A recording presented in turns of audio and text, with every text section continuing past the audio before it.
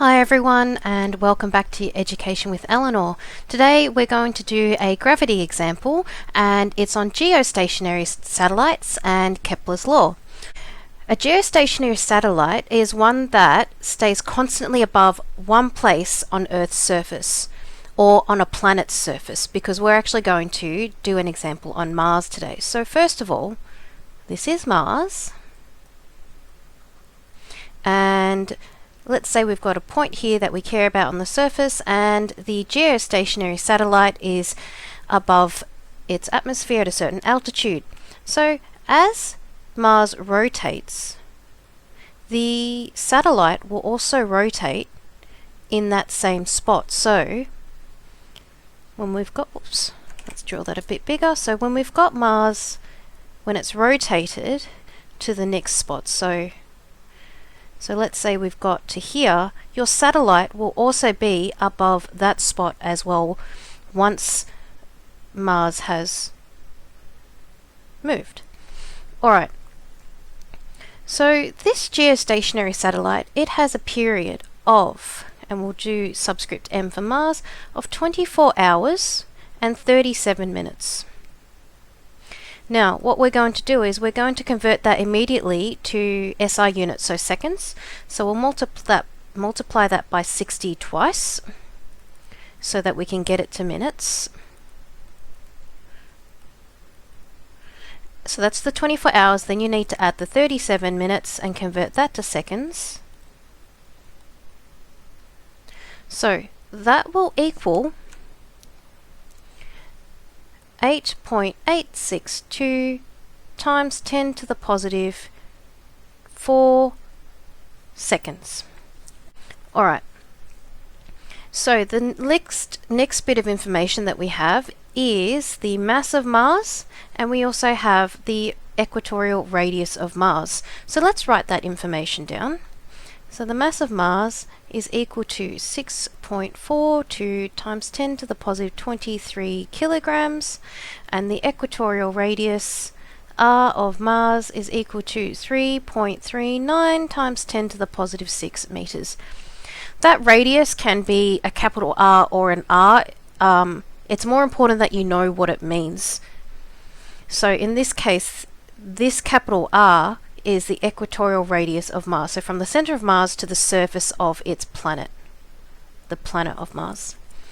Alright, we want to actually find out what is the altitude.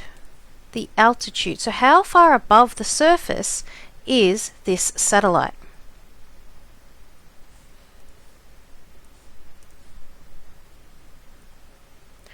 Now, to do that, you actually want to find out that total distance from the center of Mars to the satellite.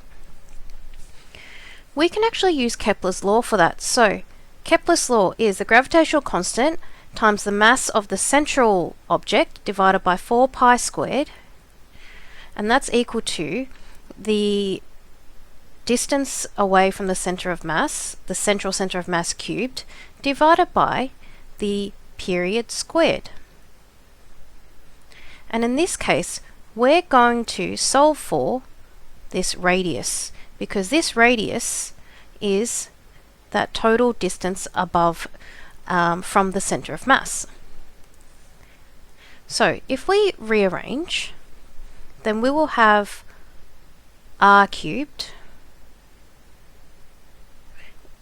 divided by t squared is equal to gm on 4 pi squared, and we're going to rearrange. So r cubed is equal to gm times t squared divided by 4 pi squared.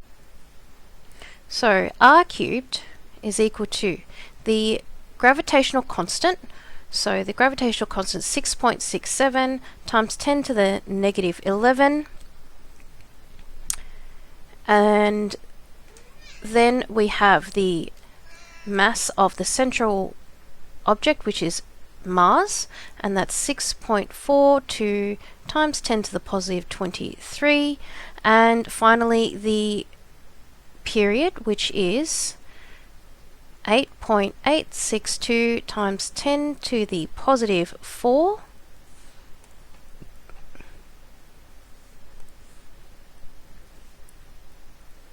and that'll be squared, and then you divide this by 4 pi squared.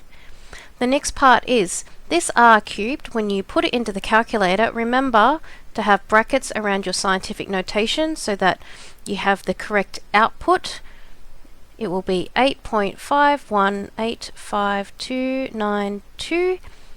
We're not going to round yet because we still need to take the cubed root of this answer.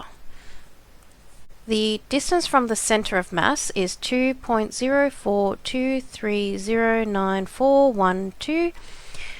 We're not going to round yet, that's times 10 to the positive 7, because the altitude is the radius of the satellite take away the equatorial radius of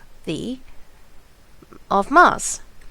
So that will be 2.04 and all the numbers times 10 to the 7 take away 3.39 times 10 to the positive 6, and the final answer is 1.70 times 10 to the positive 7 meters. So that's how far above the surface a geostationary satellite above Mars would be.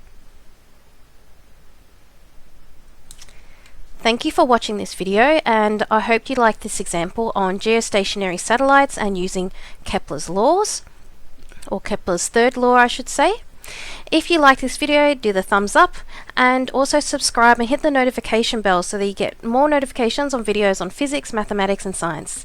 Alright, see you next time. Bye!